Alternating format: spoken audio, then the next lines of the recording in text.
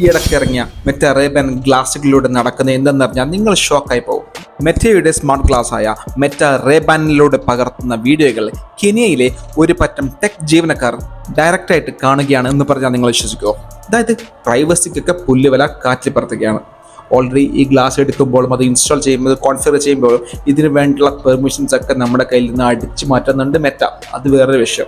നമ്മൾ ബാത്റൂമിൽ പോകുന്നതും ഡ്രസ്സ് മാറുന്നതും ഇടപ്പുറ ദൃശ്യവും ATM-ന്റെ പിൻ കാർഡും മൊബൈലിന്റെ ഫോൺ ലോക്കും എല്ലാം ഇവർ ലൈവായിട്ട് കാണുന്നുണ്ട്. നമ്മുടെ ബാങ്ക് ഡീറ്റെയിൽസ്, പാസ്വേഡുകൾ, പേഴ്സണൽ ഡോക്യുമെന്റ്സ് എന്നിവ ഗ്ലാസ് വഴി റെക്കോർഡ് ചെയ്യപ്പെടും. അത് ഈ ജീവനക്കാർ കാണുന്നുണ്ട്. ഇത് വലിയൊരു സെക്യൂരിറ്റി റിസ്ക് ആണ്. മെറ്റയുടെ തന്നെ AI കൂടുതൽ സ്മാർട്ടാക്കാൻ വേണ്ടിയാണ് ഈ ഡേറ്റയൊക്കെ ഉപയോഗിക്കുന്നത് എന്നാണ് പറയുന്നത്.